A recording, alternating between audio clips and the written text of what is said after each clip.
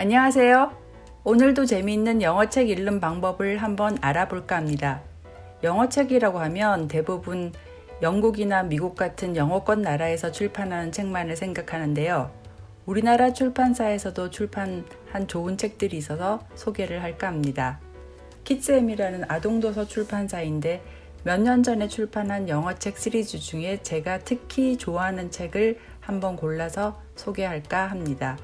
오늘 소개해드릴 책은요, Color Me Happy라는 그림책입니다. 우리나라 출판사에서 출판되었지만 피파 굿하트라는 원어민 저자가 쓴 책이에요. 이 책의 내용을 좀 들여다볼까요? 우선 제목인 Color Me Happy를 직역해보면 나에게 행복을 칠해줘 라는 뜻입니다. 첫 페이지를 보면 아이들 둘 남매인데요. 스탠과 셀리가 자기 집 앞에 서서 집에 대해 이야기를 하고 있는데 Our house is a sad house 라고 스탠이 말하자 셀리가 Color it in to make it happy 라고 말해요. 즉 우리 집은 슬픈 집이야 라고 오빠가 얘기하니까 동생이 그럼 색깔을 칠해서 행복하게 만들자 라고 하는 거죠. 첫 페이지에 나오는 집은 약간 푸르딩딩한 우중충한 단색이라서 우울한 느낌이 좀 들긴 합니다. 그리고 나서 둘은 페인트를 가져다가 집을 칠하기 시작합니다. 파란색으로 하늘과 그네를 칠하고 빨간색으로는 체리와 문도 칠합니다. 노란색과 녹색으로는 태양과 나무를 칠합니다. 그리고 블루와 레드를 섞어서 퍼플을 만들고 레드와 옐로우를 섞어서 오렌지를 만들어서 집의 여기저기를 계속 칠합니다. 이렇게 칠을 다 하고 나서 마지막 페이지를 보면 우울해 보였던 집이 알록달록한 예쁜 색깔로 칠해져 있고 주변에 나무와 그네, 하늘, 태양, 울타리도 한결 선명한 예쁜 색깔로 치장이 되어 있어요.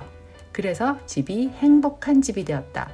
And their house is a happy house 로 책이 끝납니다. 이 책은 그림이 참 예쁘고 색깔을 주제로 하는 만큼 색감이 잘 드러나 있습니다. 우선 영어 학습적인 면을 생각한다면 이런 책과 함께 어휘로는 색깔과 주변 사물 이름을 배울 수 있겠죠. 어휘를 학습하는 여러 가지 방법이 있는데요. Word Family라고 부르는 어휘군으로 공부하면 오래 기억하는 데 도움이 되거든요. 어휘군으로 공부한다는 것은 비슷한 카테고리로 묶일 수 있는 어휘를 한 번에 묶어서 함께 공부하는 건데요. 이렇게 하면 어휘에 대한 시각화가 한꺼번에 되기 때문에 어휘를 이해하기도 쉽고 또 머리에 저장할 때 비슷한 폴더에 한꺼번에 저장하는 효과가 있기 때문에 오래 기억할 수 있는 거예요. 책을 보다 보면 어휘군을 한꺼번에 익힐 수 있는 경우가 자주 나오는데요. 예를 들어 부엌에서 음식을 한다는 주제 같은 거라면은 부엌과 관련된 어휘 또 음식과 관련된 어휘를 한꺼번에 배울 수 있는 거고요. 지금처럼 색깔과 관련 있는 책을 본다면 이참에 여러 색깔을 배워두면 좋겠습니다. 참, 색깔을 이야기하다 보니 생각나는 게 있는데요. 중학교 다닐 때 국어 선생님께서 말씀하시길 우리말이 영어보다 훨씬 더 뛰어나고 우수하고 섬세한 언어라고 하시면서 그 예로 색깔에 대한 형용사를 말씀하신 적이 있었어요. 우리나라에서는 노랗다, 노릇끼리 하다, 노르스름하다, 누렇다 등 노란색에 대한 형용사가 많이 있는데 영어로는 옐로우밖에 없다고 하시면서 영어가 뒤처진 언어라고 하신 말씀이 굉장히 오랫동안 기억에 남았어요. 그런데 제가 후에 공부를 계속하다가 갑자기 예전에 들었던 그 말씀이 생각이 난 적이 있었는데요. 그때 와서 보니까 영어도 저런 다양한 노란색을 표현하는 말들이 다 있더라고요. 여러분들이 구글에다가 Yellow Color Palette이라고 팔레트죠. 팔렛이라고 이미지를 검색하시면 각종 노란색이 팔레트에 쫙 펼쳐지고 거기에 그 노란색마다 이름이 다 붙어 있는 걸 보실 수 있을 거예요.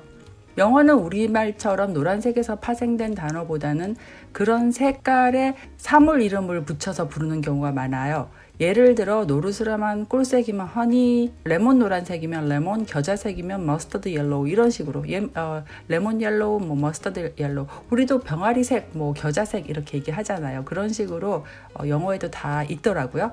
그 외에도 정말 안 쓰는 희한한 노란색을 가르치는 단어가 되게 많이 있어요. 아마 그때 국어 선생님께서 거기까지는 모르셨던 것 같아요. 그 덕분에 제가 우리말에 대한 자긍심이 한동안 굉장히 더 높기는 했습니다만 어떤 언어가 다른 언어보다 우월하고 또 순위가 더 높다고 매기는 건 좀 조심해야 할 것 같다는 생각이 듭니다. 아참, 노란색과 관련된 또 재밌는 얘기가 있어요. 여러분들은 카키가 혹시 무슨 색이라고 생각하세요? 우리나라에서는 카키라고 하면 약간 칙칙한 녹색 같은 예전 군인들 옷 색깔을 생각하는데요. 카키는 원래 누런 흑색입니다. 예전에 군인들이 입던 옷을 카키라고 불렀었는데 바깥에서 훈련을 해서 흙먼지를 뒤집어 쓰니까 좀 누렇게 된 색깔을 카키라고 부르게 되었대요. 우리가 카키라고 부르는 그 색깔은 영어로는 올리브 그린이라고 하는데요. 먹는 올리브 색깔의 녹색이라는 거죠.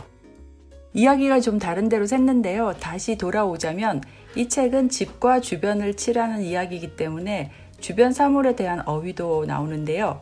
우리 집에 있는 사물이나 집 주변을 둘러보면서 주변 사물을 영어로 한번 찾아보고 단어 그림 카드를 만들거나 간편하게 포스트잇에 영어 단어를 적어서 사물에 한번 붙여봅시다.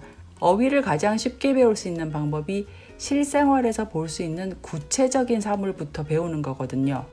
어휘군을 이야기했으니 한 가지 어휘군을 더 추가하자면요. 이 책을 읽으면서 감정, 즉 이모션에 대한 어휘군을 배워도 좋겠습니다.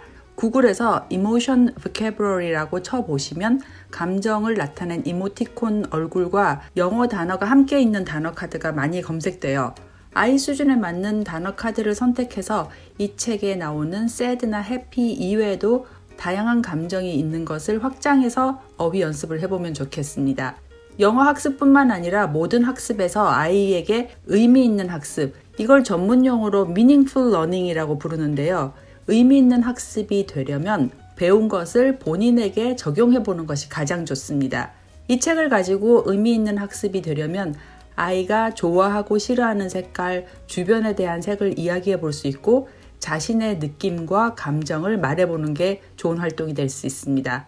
감정 단어 카드를 오리고 그 아래에 각각의 감정을 느낄 때를 한번 써보거나 생각해 보게 할 수 있겠죠.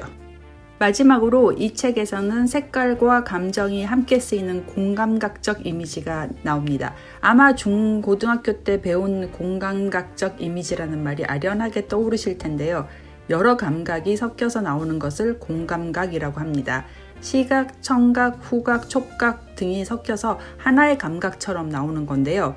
푸른 아픔, 이런 건 시각과 촉각, 느낌이 같이 나오죠. 무지개 선율, 이런 것은 시각의 청각화이죠.